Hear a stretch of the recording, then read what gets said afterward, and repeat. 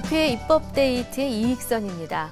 오늘은 잘못된 수사나 국가 공권력에 의해서 억울한 옥살이를 하거나 혹은 재판 과정에서 더 많은 불이익을 당하게 되는 분들과 관련된 법률을 살펴볼 텐데요. 오늘 개정안은 형사보상 및 명예회복에 관한 법률 일부 개정 법률안 그리고 소년법 개정안입니다. 두 개정안을 대표 발의하셨습니다. 새정치민주연합 전해철 의원을 모셨습니다. 의원님 어서 오십시오. 예, 안녕하십니까. 네, 반갑습니다. 예. 의원님 최근 입법 활동 하신 것 중에 참 진짜 그건 보람 있었다, 좀 잘했다 싶은 의정 활동 있으시면 한 가지 소개해 주십시오. 예, 그 안산 제 지역구가 안산인데요. 네. 반월 시야공단이 있습니다. 네. 반월 시야공단이 약 37, 8년 정도 준공된 지 네. 이렇게 시간이 지나다 보니까 굉장히 기반 시설이 낙후되어 있습니다. 그래서 이제 정부에서도 구조 고도화 사업 지역으로 선정을 해가지고 여러 가지 사업을 하게 되었는데 네. 문제는 이제 법에 따르면 이 예산은 이 정부에서 하지 않고 민간이나 자치단체장이 이 예산을 쓰도록 이렇게 법에 되어 있습니다. 네. 그러다 보니까 이 구조 고도화 사업이 실제로 진전이 잘 안 되고 있습니다. 네. 그래 제가 이 공장 설립을 좀 더 잘하고 하는 법인 이제 산업 집적 활성화 및 공장 설립에 관한 법률을 이렇게 개정 발의를 해서 통과가 됐거든요. 네. 이 법에 따르면 산업 기반 시설에 대해서는 정부 예산을 지원하게 되어 있습니다. 네. 그래서 이 법이 이제 통과된 이후에 실제 주차장이라든지 네. 또 교통 통신 시설, 또 하수관거 이걸 이렇게 시설을 보완할 수 있는 네. 예산안을 확보했거든요. 네. 결국 이제 반월 시야공단 같은 이런 좀 노후화된 네. 국가산단이 활성화되는 계기를 마련했던 점에서 네. 제가 이제 의미가 있었고요. 네. 그리고 역시 또 제 지역인 안산에 지난 4월 16일 날 세월호 참사가 있었죠. 벌써 그런데 1년이 다 돼가네요. 그렇습니다. 네. 그런데 안산뿐만이 아니고 사실 전 국민에게 엄청난 슬픔 또 고통을 줬는데 네. 이 참사가 이제 발생한 이후에 저희 새정치민주연합의 약 30여 명의 의원분들과 함께 네. 진상규명과 그리고 지원, 배보상에 관한 특별법을 이렇게 만들었습니다. 만들어서 제가 대표 발의하고 당론으로 확정을 했었습니다. 그래서 네. 결국은 지난해 말에 진상규명에 관한 특별법과 또 지원, 배보상에 관한 특별법 이 두 가지로 나누어서 통과가 됐죠. 네. 다만 이제 아쉬운 점은 이 특별법에 따라서 진상규명 특별위원회가 구성이 되어서 활동을 해야 되는데 네. 이 시행령 작업이 현재 더디게 되고 있습니다. 조직이라든지 예산 이런 것들에 대한 관계부처의 충분한 아직 합의가 잘 이루어지지 않고 있거든요. 네. 그리고 또 지원에 관한 특별법을 보면 어려운 안산 경제 지원 방안을 정부가 만들어야 되고 또 안산 트라우마 센터를 설치하고 네. 또 공동체 복합시설이라든지 치유와 회복에 관한 프로그램을 개발해서 시행하는 네. 이런 내용들이 많이 있는데 그게 아주 구체적으로 실현을 시키지 못하고 있는 상태입니다. 네. 그래서 제가 이제 지난주에도 이걸 어떻게 하면 구체적인 방안을 만드느냐라는 네. 정책 간담회를 했는데 이런 부분에 대한 아주 구체적이고 또 시민들에게 필요한 여러 조치들이 빨리 하는 것이 네. 빨리 되는 것이 치유와 회복을 위한 여러 가지 조치다 생각을 하고 있습니다. 네, 일주기를 맞아서 좀 속도가 붙지 않을까 기대를 그렇습니다. 해봅니다. 그걸 기대하고 있고 네. 잘 안 돼 있는 것에 대해서는 저는 굉장한 아쉬움이 좀 있습니다. 그러시군요. 자, 이제 오늘 모신 이유는 형사보상 및 명예회복에 관한 법률 개정안, 또 소년법 개정안 여쭤보려고 모시었는데 사실 의원님께서는 그동안 많은 사회적 약자, 특히 이제 우리가 못 보고 넘어가기 쉬웠던, 간과하기 쉬웠던 그런 약자분들을 위해서 많은 활동을 해오신 것으로 알고 있습니다만 오늘 이 소개할 개정안도 거의 맥을 같이 하고 있는 것 같습니다. 이 개정안을 발의하시게 된 특별한 계기가 있으셨는지 입법 취지와 함께 듣고 싶습니다. 이제 일단 형사 보상 및 명예회복에 관한 법률안 개정안을 낸 것은요. 실제로 구금되었던 피고인들이 무죄 판결을 받은 다음에 네. 보상을 받는 것이 이제 헌법에 규정이 되어 있어서 네. 권리인 거죠. 그런데 그 권리 실현이 굉장히 장애나 지장이 많았습니다. 그런 네. 면에서 좀 더 원활하고 또 효율적인 권리 구제 수단이 되어야 된다. 이 형사보상 청구권이 네. 그런 의미에서 개정안을 발의하게 됐습니다. 네. 그러면 그간에는 억울한 옥살이를 하신 이후에 무죄가 판결이 나면 이 다시 보상을 받고자 하기까지 굉장히 뭐 아주 지난한 과정을 거치게 됐었습니까? 그렇습니다. 그러니까 일차적으로는 이제 형사보상 청구를 이렇게 하면 네. 결정을 신속하게 해줘야 되지 않겠습니까? 네. 그런데 그 결정 시한이 따로 정해져 있지 않으니까 이게 굉장히 지연이 됐고요. 그렇군요. 또 보상 결정을 한 다음에 네. 구체적으로 지급을 해야 되는 이 시한이 법으로는 규정이 되어 있지 않았습니다. 아하, 그러니까 또 이 시한이 오래되면 다른 것처럼 지연 이자라든지 이렇게 가산이 되어야 되는데 그런 것도 없이 그런 것도 없이 지연되니까 사실 이 형사보상을 받아야 되는 피고인들의 입장에서는 굉장히 어려움이 있었고 실제 많은 고충의 이 사례로 이렇게 통계로도 나와 있습니다. 네, 이것이 바로 형사보상 청구권의 뭐 한계라면 한계에 대해서 지금 말씀을 해 주신 것이죠. 그렇습니다. 네네. 네, 의원님께서는 뭐 변호사 생활도 하셨고 실제 안타까운 분들을 많이 보셨을 것 같은데요.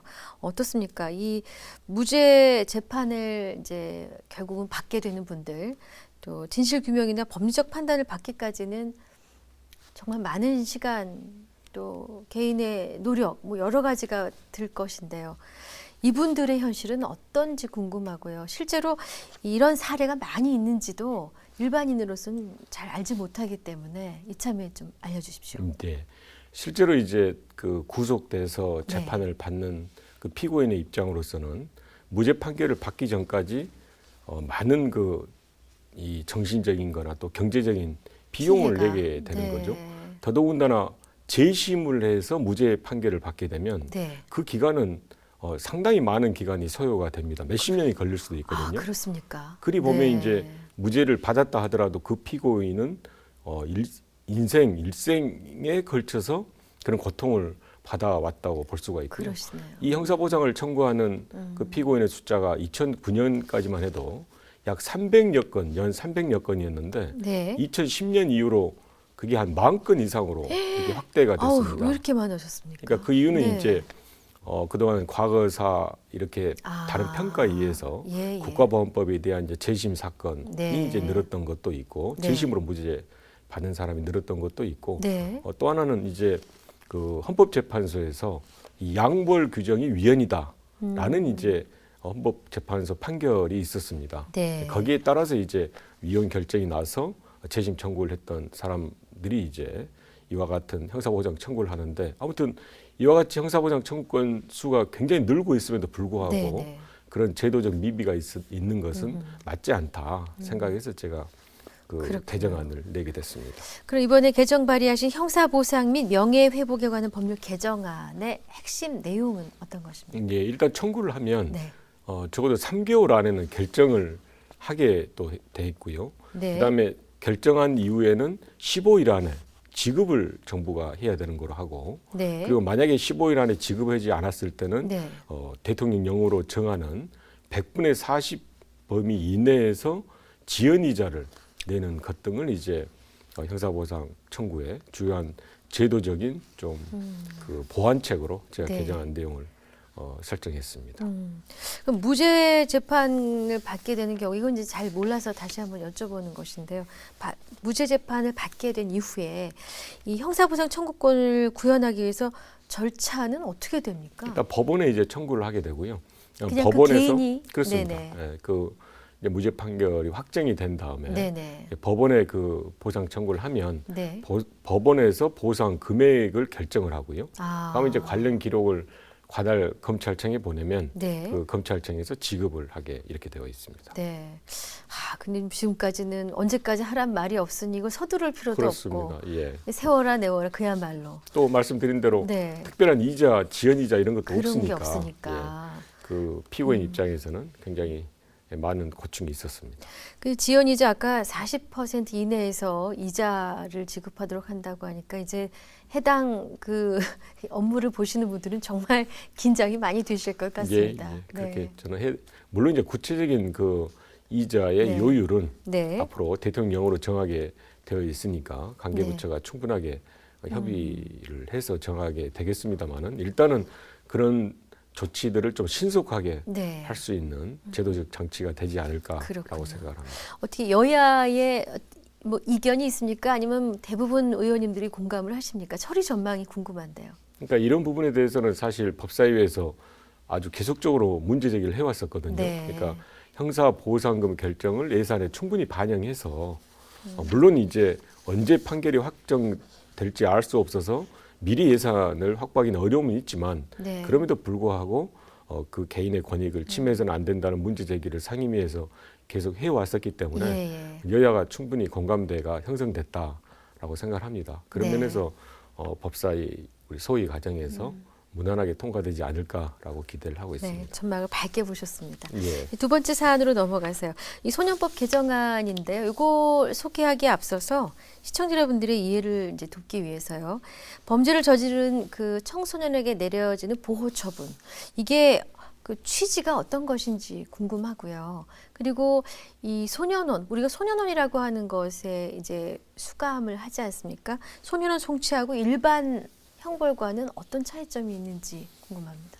일단 소년범이라 그러면 19세 미만을 이야기하는 거죠. 만 19세 미만. 네. 예, 또 제2형사법의 책에 의하면 14세 미만은 아예 처벌되지 않고 네. 다만 19세 미만은 이제 소년범이라 해서 이렇게 처분을 하게 되는데요. 네. 두 가지가 있습니다. 소년범이라 하더라도 네. 하나는 일반 형사 사건과 동일하게 이렇게 기소해서 재판을 하는 경우가 있고 네. 소년부로 보내서 일정 처분을 하는 경우가 있는데 이 소년부로 가서 하는 처분을 이제 보호 처분이라고 이렇게 이야기를 합니다. 네. 이 보호 처분의 경우는 이제 몇 가지 예가 있는데 네. 그러니까 수강 명령을 한다든지 또 사회 봉사 명령을 한다든지 아니면 예. 보호자에게 위탁을 한다든지 예. 그 보호 처분 중에 하나가 소년으로 송치하는 것. 가장 무거운 거죠. 그렇습니다. 그중에. 일단은 네. 이제 소년원 송치는 기본적으로 신체의 구금을 구금. 전제로 하는 거니까 네, 네. 보호자에게 위탁하거나 또 뭐 수감 명령 또 다른 이제 사회 보호 시설에 위탁하는 것에 비해서는 중한 가장 벌이군요. 중한 보호 처분이다 이렇게 말씀드릴 수 있습니다. 그렇군요. 그럼 소년원 분류심사 위탁 기간이란 것이 나오던데요. 소년원 분류심사 이게 무엇을 의미하는지 위탁 기간이. 예, 그러니까 소년원에 송치를 네. 한다고 하지 않았습니까? 네. 소년원 송치를 하면 짧게는 한 6개월, 1개월 이렇게 단기 송치를 할 수도 있고요. 네. 길게 하면 2년 미만의 장기 송치도 할 수가 있습니다. 그런데 그러려면 이제 송치를 몇 개월로 하느냐라는 것을 결정을 해야 되는데 네. 그 결정하기 전에 임시 조치로서 네. 소년 분류 심사원에 위탁을 하게 되어 있습니다. 그러면 위탁을 최종 결정이 나기 전에. 그렇습니다. 네. 보호 처분을 해서 이제 2년 이내에서 이렇게 소년원에 있는 기간을 정하는데 네. 그 기간을 정하기 전에 이 소년에 대해서 소년 분류 심사원에 위탁을 하는 네네. 임시 조치의 일환을 네. 소년 분류원 위탁이라고 그렇군요. 이렇게 소년 분류 심사원 위탁 이렇게 갑자기 이야기합니다. 궁금해진 것이 있는데 그러면 소년원에서의 구금 기간이 가장 긴 것이 2년까지입니까? 그렇습니다. 예. 그럼 만약에 정말 중한 범죄를 저질렀을 경우에는 어떻습니까? 그러니까 말씀드린 대로 이제 소년범의 경우에는 네. 일반 형사 사건으로 가는 경우도 있고 네. 또 소년부로 간다고 했잖아요. 그러니까 네네. 이 소년부로 가는 것은 굉장히 중한 범죄인 경우는 별로 없죠. 그렇겠군요. 그러니까 이제 기소유예 처분을 네네. 했다든지 반복돼서 네네. 이런 처분을 했다든지 이런 거 있을 때 소년부로 보내지만 정말 중한 범죄, 네. 예를 들어 살인이라든지 강도라든지 등을 했을 그럴 때는 때는 19세 미만이라 하더라도 그렇습니다. 일반 형사 사건으로 그렇군요. 다루어서 네. 처벌을 하게 됩니다. 그럼 현행법상 소년원 송치 기간 산정에 대한 의원님의 견해는 어떠신 겁니까? 그러니까 이제 지금 불합리한 것이 이 소년원 분류 심사원에 임시적으로 이렇게 1개월 네. 또는 연장하면 1개월 더 2개월까지 임시적으로 있는데 네. 나중에 보호 처분을 해서 소년원에 얼마 정도 기간을 결정을 할 때 이 네. 소년 분류 심사원에 있던 기간을 산입을 안 한다는 겁니다. 포함을 해줘야 그렇죠. 하는데. 그러니까 일반 이제 형사 사건 같은 경우에는 네. 1심 판결을 할 때 네. 최초로 구속되고 구금을 했던 기간을 당연히 산입을 해가지고 그렇군요. 이렇게 1심형을 정하게 되고 예. 실제 집행할 때 그 산입을 하게 되거든요. 예. 그런데 소년분류 심사원에 그 위탁됐던 기간도 신체의 자유를 제약한다는 의미에서는 구금하고 동일한데 네네. 그걸 산입하지 않는 그런 불합리한 게 있고 네. 또 하나는 이제 보호 처분을 해서 여기에 대해서 이의가 있을 때는 항고를 하게 됩니다. 네. 그럼 항고를 했으면 그 소년분류 심사원이나 또는 소년원에 있었던 기간을 항고심에서 당연히 산입해서 산정을 해줘야 되는데 네. 그걸 하지 않은 불합리한 게 있다는 거죠. 네. 예를 들면 1심 보호 처분에서 네. 2년을 받았습니다. 네. 그런데 이제 여기에 대해서 항고에서 두 번째 보호 처분을 할 때 6개월로 줄었거든요. 네. 그럼 두 번째 보호 처분을 받는 동안에 약 5개월 정도의 구금 상태가 되어 있었는데 네. 그 6개월 할 때 이 5개월을 산정 안 해주니까 6개월의 보호 처분을 받았음에도 불구하고 실제로는 11개월. 그렇습니다. 아. 그런 불합리한 점을 개선하고자 제가 소년법 개정안을 발의하게 됐습니다. 그러셨군요. 뭐 이번 개정안이 소년법 개정안의 입법 취지는 말씀을 해주신 것으로 알고 있고요. 이 핵심 내용은 그러면 바로 이 부분을 선보신 거네요. 그렇습니다. 네, 그 다시 두 한번 가지에 전해 대해서 주십시오. 그러니까 네. 하나는 소년 분류 심사원에 위탁되었던 기간도 보호 처분을 할 때 산입해야 된다. 네, 만약에 1년을 보호 처분하라 했는데 위탁 기간에서 2개월이 있었으면 남은 10개월만을 보호 처분하는 그렇습니다. 것으로. 네, 그게 하나고요. 네. 두 번째는 이제 보호 처분이 나서 항고를 해서 예. 새로운 보호 처분을 하게 됐을 때는 네. 이전에 소년 분류 심사원이나 소년원에 있었던 기간을 산입해 가지고 포함해서. 합산해서 네. 실제로 집행할 때는 이 기간을 생각해 줘야 된다라는 게 이제 제 개정안의 핵심입니다. 말씀하신 것처럼 만약 6개월로 다시 한번 이제 정정이 되어서 판단이 내려졌는데 이전까지 있었던 모든 기간이 6개월이면 바로 나올 수 있는 겁니다. 그렇습니다. 예, 그렇군요. 예, 예. 네, 이 소년법 개정안이 처리되려면 좀 더 논의가 필요한 상황입니까? 아니면 좀 일사천리로 잘 흘러갈 수 있는 상황입니까? 일단 형식적으로는 법사위 아직 상정이 안 됐거든요. 아, 네. 그러니까 법사위 상정돼서 일소위, 네. 그러니까 법사위 일소위에 가서 논의를 해야 되고요. 네. 이제 반론은 있을 수가 있습니다. 네. 그러니까 이 소년 또 소년 분류 심사원에 있는 기간이나 또 소년원 송치돼서 있는 기간은 이 과거의 범죄에 대한 처벌이 아니라 앞으로 교화를 목적으로 하는 거기 때문에 네. 그 기간을 일반 형사 사건처럼 이렇게 봐서는 안 된다는 반론도 있지만 네. 제가 앞에 설명드린 바와 같이 신체의 자유를 제약한다는 의미에서 네. 구금하고 동의를 하니까 네. 저는 이제 제가 했던 개정안대로 통과되는 게 맞다라고 네. 생각합니다. 혹시나 그 위탁 기간에 있던 것이 감해질 것을 염두에 두고 보호 기간을 또 늘어나고 이러지는 않겠죠? 예, 그러지는 않을 거라고 생각합니다. 아, 네, 예. 좋은 결과가 있으셨으면 하고요. 예, 예. 끝으로 앞으로 관심을 갖고 또 추진하고자 하는 지역 현안 있으시거나 또 다른 입법 계획이 있으시면 소개해 주십시오. 예, 안산이 이제 사실 서울하고 네, 거리가 그렇게 멀지가 않습니다. 네. 40몇 킬로 이렇게 되는데 네, 실제로 안산에서 서울로 출근하거나 또 통화하는 사람도 많고 거꾸로 네. 안산에서 서울에서 안산으로 안산으로. 네. 반울시가공단이나 MTV로 이렇게 출근하는 근로자들 굉장히 많은데 네, 이게 4호선 전철이나 버스 등의 이 대중교통시설이 굉장히 많은 시간을 지체하게 되어 있습니다. 그래서 이제 2003년에 네. 약 10년이 됐죠.